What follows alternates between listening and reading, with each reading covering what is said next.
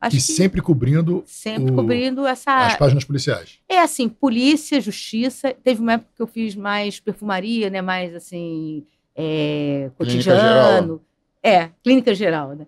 Eu fiz muita matéria de segurança, muita matéria de saúde, muita matéria de direitos humanos, né? Assim, cobri casos que até hoje são badalados, como Amarildo. Você cobriu o caso Amarildo? Cobri o caso Amarildo e foi engraçado. Quando eu cheguei ali, no dia que eu fui falar com a viúva e eu via uns moradores andando com paz. E aí eu fui perguntar o que era, e eles estavam tentando achar o corpo do Amarildo. E aí, entre eles, estavam vários que tinham sido torturados dentro da UPP. E aí logo deu para entender o que tinha acontecido ali, né? Um incidente de trabalho, né? Com certeza, eles levaram ele para arrancar alguma coisa, ele não sabia, ele não tinha a informação que eles acreditavam que ele tinha, e algum erro ali, ele acabou morrendo. Então você acha que o julgamento ali foi... Ele não foi... foi feito justiça? Foi. O que aconteceu ali foi... É uma pena, né? Porque, na verdade, você tem uma situação que tem vários policiais, muitos com certeza não participaram diretamente, mas estavam envolvidos. E é muito complicado, numa hierarquia militar, você entregar alguém assim, numa situação dessa. Acho que muitos que responderam ali, né, não tinham o que fazer. Você acredita que entre esses que foram condenados, havia alguns que poderiam ter se livrado disso? É que eu acho que de se livrar é complicado, a não ser que você entregasse.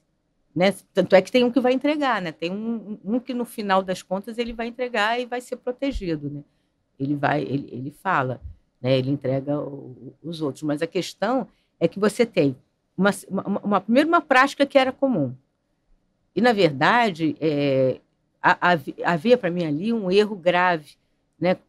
Você não pode colocar policiais militares para fazer o papel do policial civil, eu acho, porque é uma formação, é outro tipo de apuração, né? E chegou um momento ali que eles criaram aquela operação Infiltrados e queriam resultados para aquela operação, e não houve. Aquilo era um desespero, eles passaram 2 ou 3 dias fazendo uma operação que não teve resultados. E aí até que alguém diz que viu o Amarildo falando alguma coisa e eles vão lá e pegam o Amarildo. Aí, quando pega o Amarildo é levado para dentro da UPP e de lá nunca mais saiu. Né? Então, mas a gente conversou com uma das pessoas que foi presa nesse caso, né? A gente falou com o Douglas, que era conhecido como Macaco. Isso. Né? Era um dos soldados que trabalhavam sob o comando do Major Edson na época. Ele falou que as investigações, na verdade, corriam pela 15ª. Isso. E eles meio que trabalhavam conjuntamente. Eles levavam os dados e que somava a investigação já existente lá na 15ª. Mas só que nessa operação Infiltrados, quem ficou à frente mesmo, embora quem assinasse ali fosse o delegado, e não era nem o titular, era o outro, que agora eu esqueci o nome, sinceramente. Era o Rochester? Era o Rochester que assinou. Não foi porque o titular era o... Zacone. Só que acontece que, nesse caso, quando há infiltrados, um dos principais operadores da Infiltrados é o Major Edson. Ele foi um dos principais operadores ali. E eu acho que aconteceu foi isso. Eles foram tentar arrancar dele essa informação porque eles achavam que ele tinha a chave do paiol. Porque uma mulher, moradora da comunidade, disse a eles sobre que tinha ouvido eles falando isso. E aí eles vão atrás tentando arrancar essa informação do Amarildo. E o Amarildo não tinha chave nenhuma, morreu. Né?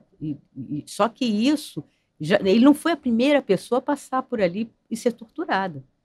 Né? Já tinha sido alguns moradores, e eu tive acesso a eles, inclusive um menor. E eles falaram comigo. E aí o que aconteceu? Depois dessa reportagem, o Ministério Público conseguiu falar com eles. E começou uma investigação. Da sua reportagem? Eu até fui chamada lá, quando eles foram, eu fui chamada porque eles, né, olha, eles estão falando aqui. E aí eu vi que eram as mesmas pessoas, entendeu? E começou uma investigação que depois passou mudou de delegacia, né? Começou pela 15ª, mas dentro da 15ª, como ele era desaparecido, não foi para homicídio. Inicialmente foi na 15ª. Uhum. Só que a promotoria era da 15ª.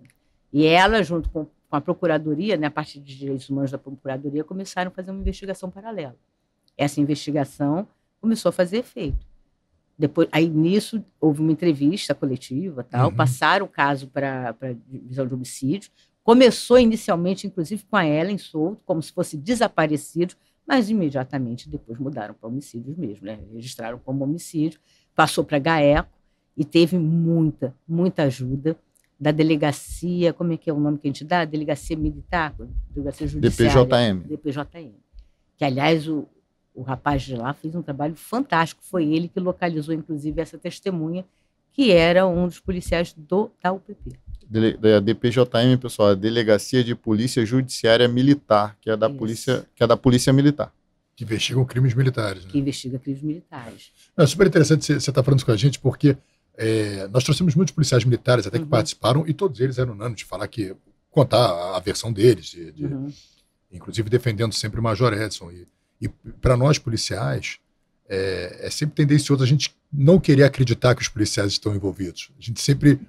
Mas as coisas são como são. Você falou assim, você fez essa reportagem, você está trazendo dados que a gente não tinha. Isso eu acho que também tem uma coisa, um dado de tragédia nisso, entendeu? Porque, na verdade, o que aconteceu ali explodiu o UPP. Né? Todo o projeto. E assim, todo o projeto. O Major Edson é um cara muito querido no BOPE, eles ficaram com raiva da gente, entendeu? E assim, eu entendo que tenham ficado com raiva, mas foi uma tragédia que aconteceu ali, porque também as pessoas têm que entender que esse tipo de como é que se diz? De prática tem que acabar. Você não pode colocar saco plástico para arrancar informação de alguém, não pode torturar pessoas, porque pode dar errado. Além de ser completamente cruel, absurdo, ser indigno para qualquer pessoa, ainda pode dar errado. Né? Sobre essa questão do saco na cabeça, você acha que, por exemplo, antes disso acontecer, teve aquele filme Tropa de Elite 1. Você acha que depois que esse filme foi divulgado, da forma que foi divulgado, alguém falou, teve gente, ou era conhecido de todo mundo que poderia haver uma prática parecida com essa? Eu acho que a prática de tortura ela é antiga e conhecida. E muito conhecida. Né? E é muito curioso que, às vezes, e também tem um lado cultural horroroso, porque muitas vezes a pessoa acha que para bandido pode, entendeu? Não pode, gente. Eu entendo que às vezes, eu vi uma vez um juiz falar uma coisa que eu adorei, né? O Guilherme de Fenteller. Um policial tinha espancado um estuprador. E aí ele falou para o delegado, para o juiz, doutor, eu espanquei porque o senhor se coloque no lugar do pai. O que o senhor faria se fosse o pai da moça? Aí o juiz, eu mataria, mas eu não sou o pai da moça, eu sou o juiz e eu sou o delegado. Entendeu? E também eu aquela acho coisa, que né? Tem que entender isso. E a violação de um direito, às vezes a gente apoia quando é um opositor. Mas os chicotes mudam de mão. Ou seja, amanhã você pode ser opositor daquele que você validou uma coisa errada. Não existe o certo e o errado. Não, errado só dessa vez, vamos abrir uma exceção. Não existe. Não existe, que essa exceção você abriu aqui, um dia vão abrir de novo, e cada... Agora, uma pergunta que fica sempre assim, que eu vejo que é o grande... Apesar disso não justificar, a resposta não vai justificar nada, mas o Amarildo, alguns falam que ele era traficante, que ele era envolvido com tráfico, outros dizem que Prova não. nenhuma nunca trouxeram. Ele era um morador pobre da comunidade, morava ao lado do tráfico. Se o traficante me pedisse, que era o que dizia, né, que é para carregar pedra ali, levar alguma coisa, fazer uma obra, você não faria? Faria. Por a questão de preservação da minha vida. Morando ali naquele ambiente. Agora, alguma prova trouxeram, prisão dele, alguma coisa? Nenhuma. Condenação? Nenhuma. Porque prisão também ali em comunidade é muito comum, né? Ser levado para a delegacia, se você puxa, às vezes a gente puxa lá, né, aquela folhinha lá da delegacia, tem várias passagens, várias. O cara, aí a polícia, quando apresenta no cidadão, sempre diz isso, não, tem várias passagens, mas você vai ver alguma prisão, entendeu? É interessante trazer a versão de todos os lados, né? A gente ouviu a promotora de justiça, a doutora Carmen, nós ouvimos o Douglas, que foi uma das pessoas que foi condenada nessa ação. Já abrimos as portas várias vezes com convite para o Major Edson também, para vir aqui dar a versão dele, para que a gente forneça cada vez mais elementos para as pessoas que nos assistem chegarem às suas próprias conclusões. Eu e o Rafael, depois que os episódios acabam, cada episódio sobre esse caso. E agora, Rafael? Como é que tá a tua convicção a partir daqui? O episódio acaba, a gente vai nas outras entrevistas e bate-papos que já tivemos com pessoas que participaram desse evento, policiais que trabalharam anos com o Major Edson, o Douglas, que eu já falei aqui umas 3 vezes, que foi uma das pessoas condenadas nessa situação, e fica assim, eu e o Rafael depois aqui no off. E aí, agora? O que você acha? O que você acha? Foi ou não foi? O Douglas, na época, com esse apelido que ele tinha lá, mas ele era uma das pessoas que eram acusadas de ser um dos maiores agressores ali daquela comunidade, entendeu? Porque também há uma coisa que não melhorou, não é só piorou, que é a relação entre o policial ali da ponta e a comunidade. Eu acho muito errado o que a gente faz, como é que a gente treina a nossa polícia e como é que a gente deixa a nossa polícia.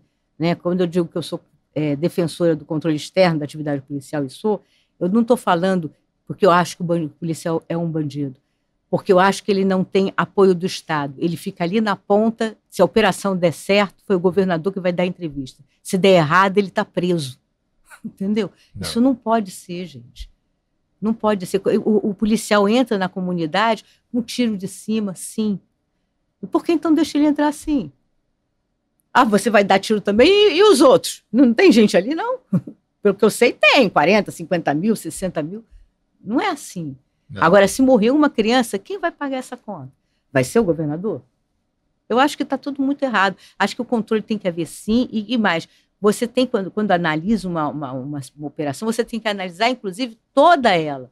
Né? Quem foi que organizou, por quê, qual era o propósito.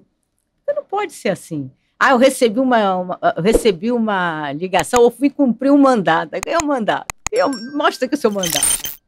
Aí você vê, morre gente, uma confusão danada, o policial não volta para casa, né? Criança morre, mulher. Cadê? Eu quero ver o mandato. Eu quero conhecer melhor esse jogo, porque era tão importante entrar na comunidade de qualquer jeito, colocando 40, 50 homens de frente ali, entrando ou com uma plataforma aérea de tiro. Poxa, para que fazer isso, né? Pensa. Assim, você tem que ter um resultado que seja vida e não morte.